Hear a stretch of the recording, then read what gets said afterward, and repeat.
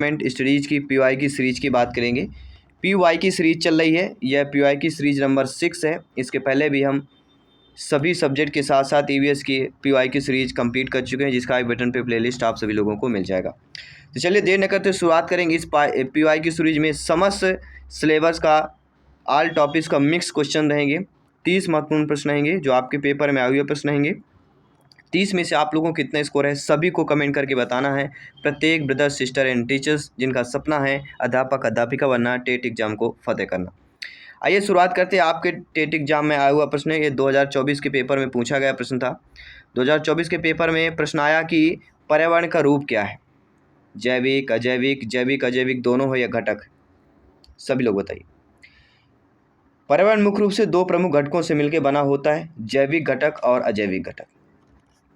जैविक घटक यानी बायोटिक, जिनमें जीवन होता है, जैसे पेड़ पौधे, पशु पक्षी, सूक्ष्म जीव, मनुष्य, ये जैविक घटक होते हैं। एबायोटिक मतलब अजैविक, जो निर्जीव तत्व हो, जैसे हवा, पानी, मिट्टी, प्रकाश, तापमान। तो यहाँ पे थर्ड ऑप्शन सही होगा, जो कि बहुत ही सिंपल साधारण सा प्रश्न पूछा गया था। अब आइए देखते हैं सेकंड प्रश्न क्या पूछा जा रहा है कि मानव पर्यावरण का एक घटक नहीं है, भूमि, धर्म, समुदाय, परिवार। इनमें से बताइए सभी लोग कि मानव पर्यावरण का एक घटक क्या नहीं हो सकता? सभी लोग बताइए। देखिए, मानव, धर्म, समुदाय, परिवार किनसे मिलकर बना हुआ? मानवों से मिलकर। मानव हैं तो परिवार होगा, समुदाय होगा, धर्म होगा। लेकिन भूमि, मानव ना हो तो भूमि जरूरी नहीं, क्योंकि भूमि, जल, वायु, प्रकाश ये प्राकृतिक पर्यावरण के, नेचर एनवायरनमेंट के घटक। जबकि धर्म, समुदाय, परिवार, शिक्षा, अर्थव्यवस्था, मानव, सामाजिक पर्यावरण ये कहलाते हैं मानव। ठीक है, ह्यूमन एनवायरनमेंट हो जाएगा। लेकिन भूमि क्या है? ये प्राकृतिक पर्यावरण, भूमि आ जाएगा, जल भी आ सकता है, प्रकाश आ सकता है, जलवायु आ सकता है। ठीक है, ये सारे हमारे।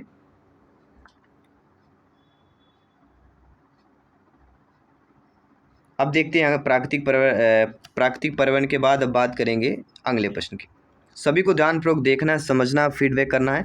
और हमारी संस्था की टॉपर नोट्स भी आ चुकी है। टॉपर नोट्स प्राप्त करने के लिए आज ही व्हाट्सएप मैसेज करें 9630689598 9630689598। ये संस्था का व्हाट्सएप नंबर है।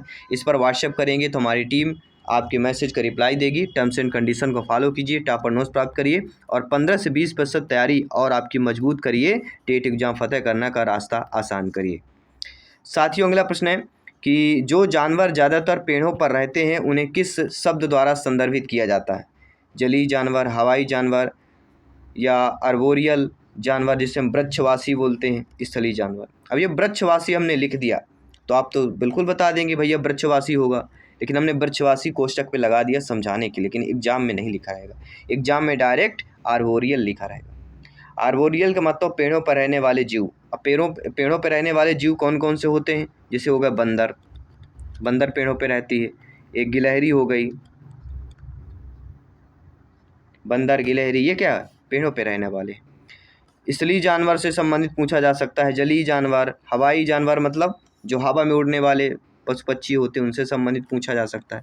किसी भी प्रकार से पूछा जा सकता है, लेकिन पूछा अवश्य जाता है। आइए देखते हैं अगला प्रश्न है। यह माना जाना चाहिए कि एक विरासत स्थल के आसपास खाली स्थान साइट और इसकी निर्मित विरासत की व्याख्या के लिए महत्वपूर्ण है और इस प्रकार का अभिन्न अंग। सांस्कृतिक परिदृश्य, सांस्कृतिक स्थल, प्राचीन स्मारक या विरासत अखंडता की बात कर। सभी लोग बताइए। यह माना जाना चाहिए कि विरासत स्थल के आसपास सांस्कृतिक परिदृश्य साइट और इसकी निर्मित विरासत की व्याख्या के लिए महत्वपूर्ण है, इस प्रकार अभिन्न अंग है। तो सांस्कृतिक स्थल नहीं होकर सांस्कृतिक परिदृश्य होगा, क्योंकि यूनेस्को के अनुसार किसी भी ऐतिहासिक विरासत स्थल के आसपास का सांस्कृतिक परिदृश्य उस स्थल की ऐतिहासिक पृष्ठभूमि और महत्व को समझाने के लिए बहुत जरूरी होता है। तो सांस्कृतिक परिदृश्य अभिन्न अंग हो जाएगा, जिसकी हम व्याख्या के लिए समझाने के लिए बहुत इंपॉर्टेंट होता है। अगला प्रश्न है आपके टेट एग्जाम 2024 में आया हुआ प्रश्न है। क्या प्रश्न पूछा जा रहा है कि एक दिन में कितने गिलास पानी पीना चाहिए? नॉर्मल तौर से बात, 10 से 12 है, 8 से 10, 6 से 8, ये 4 से 6। देखिए, औसतन देखा जाए 2 से लेके 2.5 लीटर तक पानी, यानी 6 से लेके 8 गिलास तक शरीर को हाइड्रेटेड रखने और पाचन क्रिया को सही चलाने के लिए एक वयस्क को प्रतिदिन 2 से 2.5 लीटर कम से कम पानी पीना चाहिए, यानी 6 से 8 गिलास।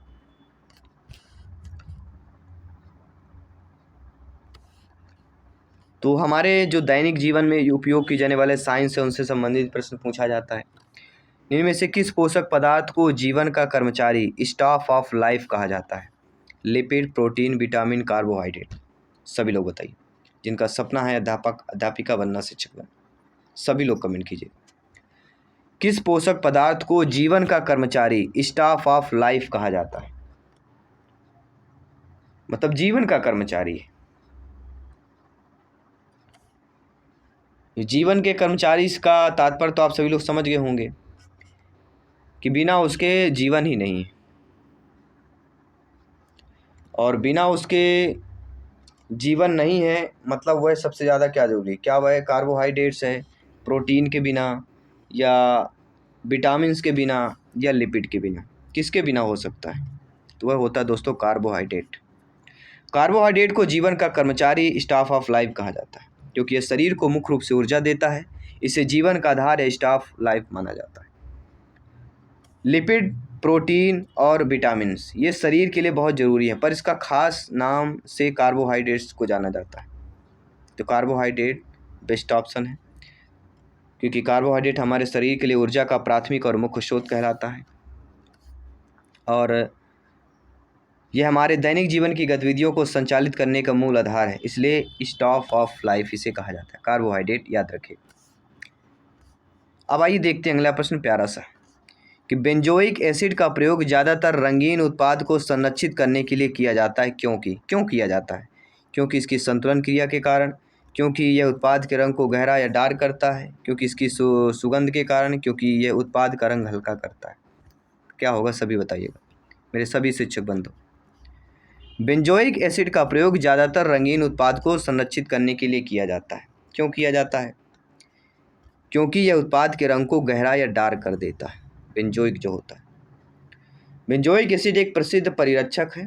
इसे गाढ़े रंगीन फलों के रस और सॉस आदि में मिलाया जाता है क्योंकि यह हल्के रंग के उत्पादों को कभी कभी गहरा कर सकता है, उनका रंग बदल सकता है। तो सॉस जो आप आते होंगे उनमें बेंजोइक एसिड का प्रयोग किया जाता है रंगीन उत्पाद को संरक्षित करने के लिए। सभी लोग समझ गए। अब अगला प्रश्न प्यारा सा प्रश्न पूछा गया कि आपके फ्रिज को सामान्यतः किस तापमान पर रखना चाहिए? 60 degree Fahrenheit, 45 degree Fahrenheit, 40 degree Fahrenheit या 35 डिग्री फ़ारेनहाइट में बताना।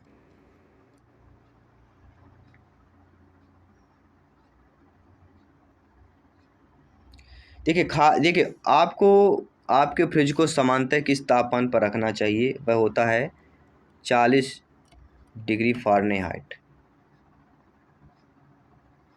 खाद्य सुरक्षा मानक अर्थात FDA के अकॉर्डिंग रेफ्रिजरेटर का तापमान 40 डिग्री फ़ारेनहाइट या उससे नीचे होना चाहिए ताकि भोजन में बैक्टीरिया जीवाणु की वृद्धि धीमी हो सके और खाना खराब ना हो। अब आपको ये बताना है कि जो 40 फ़ारेनहाइट इसको डिग्री सेल्सियस में कन्वर्ट कितना करेंगे। मान लीजिए कोई वस्तु 40 डिग्री फ़ारेनहाइट तापमान है तो उसको डिग्री सेल्सियस में कितने डिग्री कन्वर्ट करके बताइए सभी लोग कि कितने डिग्री सेल्सियस होगा। और अगर आपने ये कन्वर्ट कर लिया, क्योंकि आपको पता है डिग्री सेल्सियस फ़ारेनहाइट इन दोनों टॉपिक से एक प्रश्न आपके एग्जाम में रखा हुआ है, तो आपने कन्वर्ट कर लिया मतलब 1 नंबर आपने बस अभी से पक्का कर लिया। उस शब्द का नाम बताइए जो कृषि की उस शाखा को संदर्भित करता है जो खेत, फसल उत्पादन और मिट्टी प्रबंधन से संबंधित है। कृषि विज्ञान, बागवानी, शिक्षा शास्त्र या कृषि इंजीनियरिंग? सभी लोग बताइए। मेरे सभी शिक्षक बंधु, मेरे प्यारे प्यारे भाइयों की प्यारी प्यारी बहनें, गृहिणी, ब्रदर, सिस्टर, टीचर जिनका सपना है अध्यापक अध्यापिका बनना, टेट एग्जाम को फतेह करना, उस शब्द का नाम बताइए जो कृषि की उस शाखा को संदर्भित करे जो खेत, फसल उत्पादन और मिट्टी प्रबंधन से संबंधित। देखिए कृषि की शाखा है और फसल उत्पादन मिट्टी से संबंधित है, तो आंख बंद कर आपको बता देना चाहिए अभी तक कि वह कोई नहीं कृषि विज्ञान है, सस्य विज्ञान, एग्रोनॉमी। एग्रोनॉमी फसलों के उत्पादन और मृदा का विज्ञान कहलाता है। जो हार्टिकल्चर है, हार्टिकल्चर फल सब्जी फूलों की खेती कहलाती है, जिसे हम बागवानी को हार्टिकल्चर कहते हैं। ये फल सब्जी फूलों की खेती के लिए होता है। शिक्षा शास्त्र पढ़ने की कला होती है, पेडागॉजी कहते हैं। ठीक है, तो सारे ऑप्शन को ध्यान को देखकर हमें समझना है और फीडबैक करना है। और अगला प्रश्न आपकी स्क्रीन पर है। खेड़ा संचार परियोजना KCP को ग्रामीण संचार दक्षता के लिए यूनेस्को IPDC पुरस्कार से किस वर्ष सम्मानित किया गया था? 81, 84, 86, 89, सभी बताइए। अगर आपको पता है तो आप अवश्य बता सकते हैं। याद करिए 1984 गुजरात के खेड़ा ज़िले में ISOR द्वारा की गई खेड़ा कम्युनिकेशन प्रोजेक्ट है। इसमें ग्रामीण विकास और शिक्षा के लिए स्थानीय टेलीविज़न प्रसारण में बहुत बड़ा योगदान दिया गया था। इसके लिए 1984 में इसे यूनेस्को का IPDC पुरस्कार मिला। सभी लोग समझ गए? बहुत बहुत धन्यवाद सभी का। आइए बढ़ते हैं अगले प्रश्न, प्यारे प्रश्न की तरफ से। और प्यारा सा प्रश्न है तो प्यारा सा फीडबैक तो बनता ही है कि निम्नलिखित में से कौन एक जापानी अंतरिक्ष यान है? जापानी अंतरिक्ष यान हायानासा, हायाबूसा 2, जावा या जॉक्सा? तो हायाबूसा 2 ये क्या है? हायाबूसा 2 एक जापान की अंतरिक्ष एजेंसी है, JAXA। एक रोबोटिक अंतरिक्ष यान है जिसे एस्टेरॉयड अर्थात क्षुद्रग्रह रुयुग से नमूने वापस लाने के मिशन पर भेजा गया था। तो जापानी अंतरिक्ष यान हायाबूसा 2। और अगला प्रश्न जो आपके टेट एग्जाम में आया कि राकेश शर्मा निम्नलिखित में से किस रॉकेट से अंतरिक्ष में गए थे? ये तो सभी लोग जानते होंगे। नहीं जानते हैं क्या? जानते होंगे बिल्कुल, क्यों नहीं जानते होंगे, बहुत ही अच्छा प्रश्न है। तो कहलाता है सोयूज T11। 3 अप्रैल APL 3 अप्रैल 1984 को भारत के पहले अंतरिक्ष यात्री विंग कमांडर राकेश शर्मा को सोवियत संघ के सोयूज T11 अंतरिक्ष यान से अंतरिक्ष में गए थे। 3 अप्रैल 1984 दिन याद रखिएगा, एग्जाम के लिए बहुत ही महत्वपूर्ण। आइए देखते हैं अगला प्रश्न। निम्नलिखित में से कौन इसरो को GSLV F10 मिशन के बारे में गलत दिया गया? तो भैया GSLV F10 मिशन के बारे में जब पता होगा तभी तो हम गलत बता पाएंगे कि ये गलत है। इसका प्रक्षेपण अगस्त 2021 में हुआ, बिल्कुल सही है। इसमें GIST फर्स्ट पृथ्वी अवलोकन उपग्रह था, बिल्कुल सही बात है। यह मिशन इसरो के लिए बहुत बड़ी सफलता थी, तो ये गलत है क्योंकि इसमें तकनीकी खराबी आई थी 12 अगस्त 2021, क्योंकि यह असफल हो गया था तकनीकी खराबी कारण, इसलिए यह कथन कि एक बहुत बड़ा सफलता थी ये गलत हो जाए। हाँ, इसरो ने अपने मार्क 2 विन्यास में GSLV रॉकेट लॉन्च किया, ये सही है, लेकिन सी वाला गलत है। यही तो बताना कि कौन सा गलत है GSLV F10 के बारे में, तो थर्ड ऑप्शन गलत दिया गया है। इसके बाद अगला प्रश्न है जो आपके एग्जाम में आया हुआ प्रश्न था कि चंद्रयान 2 मिशन के बारे में निम्नलिखित में से कौन सा कथन सही नहीं है? तो Chandrayaan 2 mission, Chandrayaan first, Chandrayaan 2, Chandrayaan third, तीनों के बारे में पढ़िए, 1-2 प्रश्न रखे हुए। चंद्रयान सेकंड मिशन के बारे में अगर देखें तो मिशन में लैंडर का नाम विक्रम था, बिल्कुल सही बात है। यह ऑर्बिटर था जो अपने निर्धारित संचालन में विफल रहा, गलत है। मतलब यह कथन अकॉर्डिंग टू क्वेश्चन सही होगा भाई, यही तो कौन सा कथन सही नहीं, तो बी कथन हमारा सही नहीं है, क्योंकि चंद्रयान सेकंड जो है ऑर्बिटर पूरी तरह से सफल रहा था और आज भी काम कर रहा है, तो केवल विक्रम लैंडर की क्रैश लैंडिंग हुई थी, इसलिए कथन भी गलत है।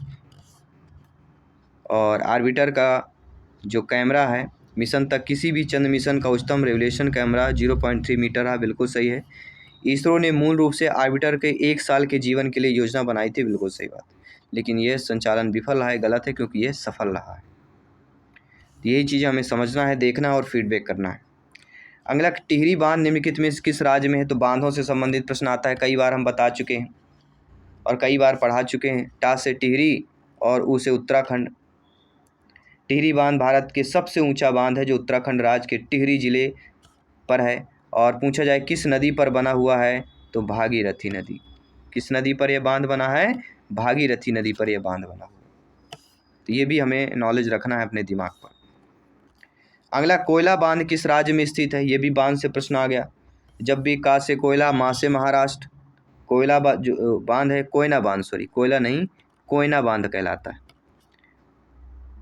कोयना बांध महाराष्ट्र का सबसे बड़ा बांध है। अगर पूछा जाए तो महाराष्ट्र का सबसे बड़ा बांध कोयना बांध है। यह महाराष्ट्र के किस जिले पर है? तो महाराष्ट्र का सतारा एक जिला है, सतारा जिला में यह कोयना बांध स्थित है। और किस नदी पर बना हुआ है? तो कोयना बांध एक कोयना नदी है, उसी नदी पर बना हुआ है, इसलिए कोयना बांध के नाम से जाना जाता है। ये कोयना नदी पर ही बना हुआ है। इसके बाद देख लेते हैं अगला प्रश्न, बहुत ही प्यारा सा प्रश्न है कि निम्नलिखित में से कौन एक रोपण अर्थात बागानी फसल नहीं? तो बागानी फसल बारे में हमने बताया था आपको।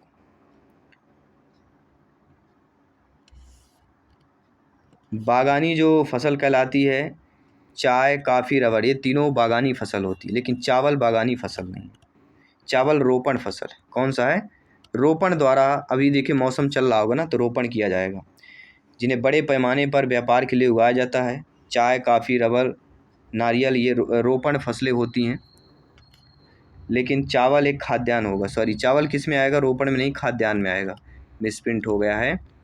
तो खाद्यान्न में अगर पूछा जाए तो चावल आ जाएगा खाद्यान्न में। और बागानी फसल चाय, काफ़ी, रबड़, ये तीनों बागानी फसल कहला जाएंगे, रोपण वाली फसल कहला जाएंगे। अगला है, निम्नलिखित में से किस राज्य में कर्तन दहन प्रणाली अर्थात झूम कृषि के वेबर के नाम से जाना जाता है? देखिए झूम कृषि है, लेकिन उस इलाके में, उस राज्य में वेबर नाम जानते हैं, झूम नहीं जानते। और वह दोस्तों है आपका कौन सा है? मेघालय, छत्तीसगढ़, नागालैंड, मध्य प्रदेश, कौन सा होगा? सभी लोग बताइए। अगर आपने मध्य प्रदेश के ऑप्शन को चयन किया, बिल्कुल सही किया है, क्योंकि स्थानांतरित कृषि, झूम कृषि को मध्य प्रदेश में वेबर या दहिया के नाम से भी जानते हैं, दहिया या वेबर के नाम से जाना जाता है। तो हर प्रश्न अपने आप में अव्वल है, हर प्रश्न 1 नंबर देने वाला प्रश्न है, तो सभी को समझना है। अगला कि राजीव गांधी खेल रत्न पुरस्कार किस मंत्रालय द्वारा आयोजित किया जाता है? संस्कृति मंत्रालय, युवा मामले और खेल मंत्रालय, गृह मंत्रालय या आयुष मंत्रालय? तो राजीव गांधी खेल रत्न से पूछा गया, मतलब स्पोर्ट्स से प्रश्न आया, तो ये कहलाता है युवा मामले और खेल मंत्रालय। भारत में खेल पुरस्कार जैसे मेजर ध्यानचंद खेल रत्न पुरस्कार, इससे पहले राजीव गांधी खेल रत्न कहा जाता था, लेकिन अब मेजर ध्यानचंद खेल हो गया। युवा मामले पर और खेल मंत्रालय द्वारा यह प्रदान किया जाता है। तो सेकंड ऑप्शन इधर राइट आंसर हो जाएगा। इसके बाद अगला प्रश्न है कि टेबल टेनिस को पहली बार ओलंपिक ग्रीष्मकालीन खेलों में कब शामिल किया गया था? 72, 80, 88, 84? जब भी टेबल टेनिस की बात की जाती है तो आपके दिमाग में ज़रूर ये चीज़ें आती हैं। टेबल टेनिस को पहली बार ओलंपिक ग्रीष्मकालीन खेलों में कब शामिल किया गया?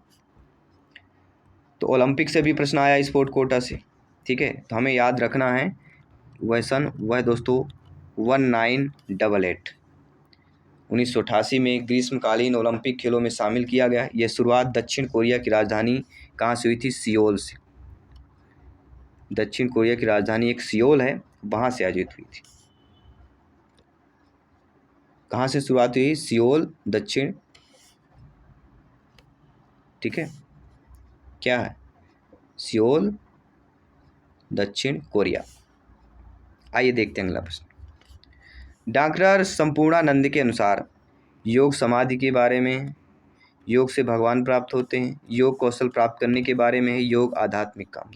देखिए योग, योगा टॉपिक आपके दिया गया है, और योगा टॉपिक से भी आपके एग्जाम में प्रश्न आए, क्योंकि डॉक्टर संपूर्णानंद के अनुसार एक क्या है? योग एक आध्यात्मिक कामधेनु। उत्तर प्रदेश के पूर्व मुख्यमंत्री और महान शिक्षाविद डॉक्टर संपूर्णानंद ने योग को आध्यात्मिक कामधेनु कहा, जो मनुष्य की सभी आध्यात्मिक इच्छाओं को पूरा करने में सक्षम होता है। इसलिए योग करिए, योग से मन तन दोनों स्वस्थ रहते हैं। तो योग, वर्कआउट या फिटनेस, वही चीज़ें करना चाहिए। कम से कम 1 घंटे अपने शरीर को अवश्य दीजिए 24 घंटों में। सामा चकेवा उत्सव की शुरुआत किस राज्य से हुई? जी हाँ दोस्तों, सभी लोग बताइए। सामा चकेवा, क्या आपने सुना है नाम? नहीं सुना है तो बिहार ऑप्शन लगा दीजिए। सामा चकेवा बिहार, विशेषकर मिथिला क्षेत्र का एक प्रसिद्ध लोक पर्व है यह, जो भाई बहन के पवित्र प्रेम और प्रकृति प्रवासी पक्षियों के आगमन का प्रतीक माना जाता है। चकेवा, सामा चकेवा अर्थात भाई बहन और पशु पक्षियों, प्रवासी जो पक्षियों का जब आगमन होता है तब ये त्यौहार मनाया जाता है। क्रिकेट में DRS का पूर्ण रूप क्या होता है? DRS लिया जाता है ना, कोई जब आउट से संतुष्ट ना हो बॉलर या बैट्समैन तो DRS लिया जाता है। मतलब आप अंपायर के जो नसीहत होती है, जो अंपायर का मान होता है, उसको जब आप उंगली उठाते हैं उस पर प्रतिरोध कर सकते हैं DRS लेकर। अर्थात decision review system. DRS cricket के एक तकनीकी आधारित नियम जिसमें ऑन फील्ड अंपायर के निर्णय को चुनौती देने के लिए खिलाड़ी तीसरे अंपायर को समीक्षा की मांग कर सकता है, और सभी को पता होगा। इसके बाद देखते हैं अगला प्रश्न है कि कौशल सीखने के लिए सभी प्रकार की विधियों में सबसे ठोस कौन सी होती है। देखिए, कौशल सीखने के लिए प्रोजेक्ट भी है, पढ़ना भी है, भूमिका निर्वाह लिखना भी है, लेकिन सबसे यहाँ पे ठोस पूछा गया। ठोस अर्थात मजबूत, तो वह कहलाती है प्रोजेक्ट परियोजना, क्योंकि प्रोजेक्ट विधि क्या होती है, करके सीखने पर होती है। इस पर एडगर डेल ने कहा है कि अनुभव संक के अनुसार व्यवहारिक प्रोजेक्ट के बच्चे सबसे ठोस और स्थायी ज्ञान प्राप्त कर सकते हैं। किसने कहा? Edgar Dale. तो परिभाषाएं भी पूछ ली जाती हैं, उनको भी हमें समझना है और फीडबैक करना है। अगला, परियोजना विधि का कौन सा लाभ बच्चे को सिद्धांतों को लंबे समय तक याद रखने में मदद करता है? मनोवैज्ञानिक स्वतंत्रता, आत्मदिशा या मूल्यांकन। तो ये आप तो जानते होंगे, भली भांति जानते हैं। जब भी परियोजना विधि की बात की जाए, इसमें लाभ बच्चे को सिद्धांतों को लंबे समय तक याद रखने में मदद कर सकता है, वह है मनोवैज्ञानिक। क्योंकि जब बच्चा खुद से सक्रिय होकर काम करता है तो उसका दिमाग चीज़ों को गहराई से समझता है, और यह मनोवैज्ञानिक सिद्धांत, साइकोलॉजी प्रिंसिपल, बच्चे की स्मृति में सिद्धांतों को लंबे समय तक बनाए रखता है। इसके बाद देखिए अगला प्रश्न। अगला प्रश्न ये भी बहुत ही प्यारा सा है, क्योंकि प्यारे आप हैं तो प्यारा सा प्रश्न और प्यारा सा फीडबैक कर दीजिएगा कि रंग परिवर्तन, गैसों का निकास, अवक्षेपों का निर्माण, रासायनिक प्रतिक्रिया आदि पर ध्यान देने से छात्रों में किस कौशल का विकास होता है? अब हमें रंग परिवर्तन भी देखना है, गैसों का निकास भी, अवक्षेपों का निर्माण भी, रासायनिक प्रतिक्रिया, इन सभी पर ध्यान देना है। जब इन सभी पर ध्यान देना है तो मतलब हमें अवलोकन किया जा रहा है, तो अवलोकन संबंधी हो जाएगा, ना लेखन, न क्राफ्ट, न डिजाइन, सभी प्रक्रिया पे ध्यान देना, तो अवलोकन करेंगे हम। क्योंकि किसी भी प्रयोग या घटना को ध्यान देखना, बदलाव को महसूस करना और नोट करना बच्चे की अवलोकन क्षमता को बढ़ाता है, ऑब्जर्वेशन को इंक्रीज करता है। सभी लोग समझ गए? आइए बढ़ते हैं अगले प्रश्न की तरफ। निम्नलिखित में से किसने कहा कि शिक्षा आपके बच्चों को शिक्षित करने के लिए है ताकि वे जीवन को पूर्ण रूप से समझ सके, ना कि मात्र जीवन के एक हिस्से को, शारीरिक, भावात्मक, मानसिक, मनोवैज्ञानिक, इन सभी को समझा जा सके? तो वह दोस्तों जे कृष्णमूर्ति, महान दार्शनिक और शिक्षाविद जे कृष्णमूर्ति ने अपनी पुस्तक education and the signification of life में शिक्षा का मुख्य उद्देश्य जीवन को एक अखंड इकाई के रूप में समझना बताया। तो अगर बुक भी आए कि education and the signification of life किसने लिखी है, तो महान दार्शनिक शिक्षाविद जे कृष्णमूर्ति ने। इनकी बुक का भी अगर आए तो आपसे बनना चाहिए। और आपको पता है कि डॉक्टर एस राधाकृष्णन, जे कृष्णमूर्ति, APJ अब्दुल कलाम, मौलाना अबुल कलाम आज़ाद, इन चारों ऑप्शनों में से एक किसी को लेके पार्टिकुलर एक प्रश्न आएगा, ये आपको हमें ध्यान देना है, और टेट में पूछा गया है। ICT के उपयोग के माध्यम से सीखने की स्थिति को बदलना ICT एकीकरण का पहला चरण, दूसरा, तीसरा, चौथा चरण है। कौन सा चरण कहलाया जाए? तो ICT के उपयोग के माध्यम से सीखने की स्थिति को बदलना, क्या करना है? सीखने की स्थिति को बदलने के लिए ICT जो एकीकरण है वह हमारा चौथा चरण कहलाया जाए। ICT एकीकरण के टोटल 4 चरण होते हैं। पहला होता है उभरना। क्या होता है? पहला होता है उभरना, दूसरा होता है लागू करना अर्थात अप्लाइंग, तीसरा होता है समाविष्ट करना, समाविष्ट मतलब एक प्रकार से मिलाना, और चौथा क्या होता है? रूपांतरित या बदलना। 4 चरण होते हैं, चारों को ध्यान देना है। और आइए देखते हैं अगला प्रश्न।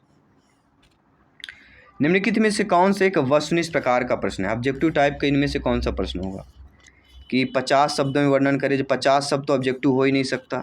भारत को स्वतंत्रता वर्ष मिली तो एक मिलना है, तो ये हमारा ऑब्जेक्टिव कहलाया जाएगा।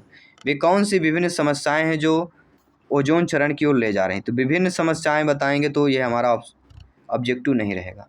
आपको क्या लगता है कि आपकी सबसे बड़ी कमजोरी क्या है? तो ये भी ऑब्जेक्टिव नहीं लग रहा। ऑब्जेक्टिव मतलब एक शब्द में हम उत्तर दे दें। तो भारत को स्वतंत्रता वर्ष किस वर्ष मिली थी? तो भारत को स्वतंत्रता कब मिली थी? 1947 में। इसका एकमात्र उत्तर होगा 1947। इसलिए हमारा यह वस्तुनिष्ठ प्रकार का प्रश्न कहला जाएगा। बी ऑप्शन हम यहाँ पे सही कर लेंगे, क्योंकि बहुत ही सिंपल साधारण प्रश्न पूछा गया था। अगला, ओजोन परत कब मिलती है? आयन मंडल, समताप मंडल, क्षोभ मंडल, मध्य मंडल। तो सभी लोग जानते होंगे कि ओजोन परत कहाँ पर मिलती है। Ozone layer. और आपको पता है आयन मंडल, समताप मंडल, क्षोभ मंडल, इन चारों को पढ़ लीजिए। इन चारों में से 1-2 प्रश्न रखा हुआ है, याद रखिए। तो ओजोन लेयर की अगर बात करते तो वह होता है समताप मंडल। समताप मंडल 15 से लेके 30 किलोमीटर तक होता है और यह सूर्य की हानिकारक पराबैंगनी अर्थात यूवी जो किरणें होती हैं उनको रोकता है, पृथ्वी पर जीवन की रक्षा करता है। तो ये रहे आपके आज के पीवाई की सीरीज में हमने ईवीएस इन्वायरमेंट पर्यावरण के 30 महत्वपूर्ण प्रश्न किए। 30 में से आप लोगों को क्या फीडबैक रहा, सभी को कमेंट करना, फीडबैक करना है। मैं आपके साथ जयसवाल सर मिलता हूँ अगले पीवाई की सीरीज पर। तब तक के लिए सभी मित्रों को जय हिंद, वंदे मातरम, धन्यवाद सभी का।